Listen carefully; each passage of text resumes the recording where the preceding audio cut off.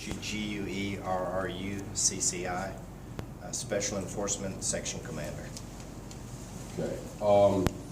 Tell me what you all been able to do today in conjunction with Tennessee authorities. Well, we've been working closely with Tennessee authorities as well as our federal partners such as the FBI. This has been a very intense investigation, a lot of manpower, a lot of hours went into it. But during the course of our investigation, we were in fact able to identify 3 individuals that were involved, that we feel were involved in a carjacking that occurred on October 3rd on the 700 block of Juniper.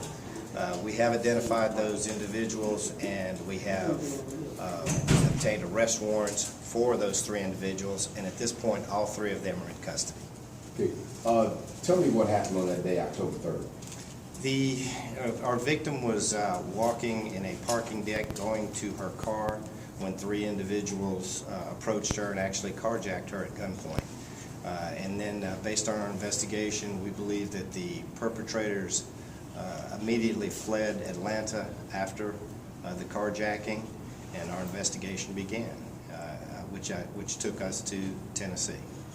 Now, these 3, I think you got some information that may link these to another serious crime that very same day? Well, it's a strong possibility. We did have an attempted carjacking moments before this case, so we are looking at that case as well as any other case that may have occurred in close proximity. We do feel strongly that they're perhaps involved in that case, but we still have additional work to do. That case involved a young mother who was assaulted in her driveway. That is correct. Yes. Okay. Yes.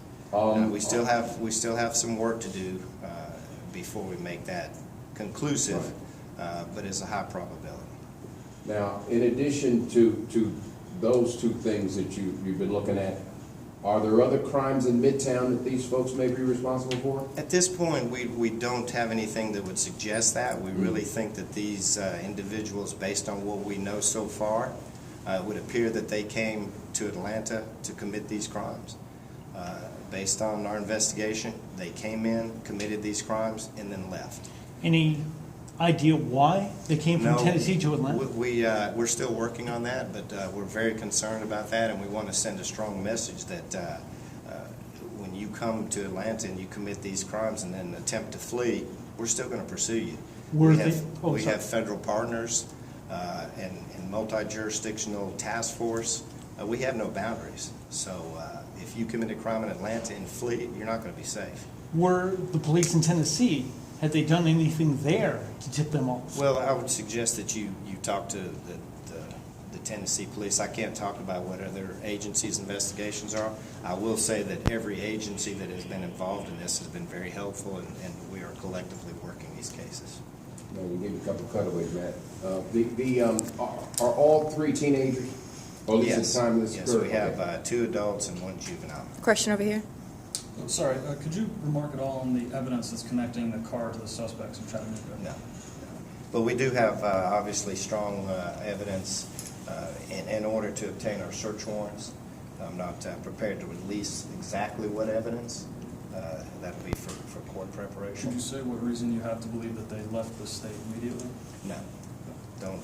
We don't really know why they did that, but the investigation is still ongoing, and perhaps that will be answered in the future. Was there just 1 gun involved in this?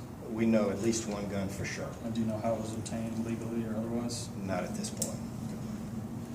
There have been different crimes involving young people in Atlanta that I know authorities have felt had a gang tie.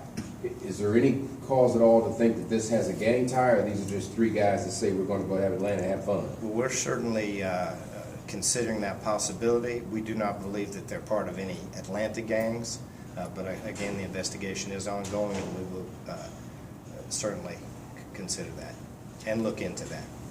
We're just happy to report 3 arrests today. Okay, good. Any mugshots, pictures? Tennessee hasn't. Tennessee. Okay, and then so you guys, have you started the process yet of getting them here? Yes, the process of extradition is actually taking place as we speak. So they have been arrested, taken into custody, and awaiting extradition. Thank you, everybody. Thank you.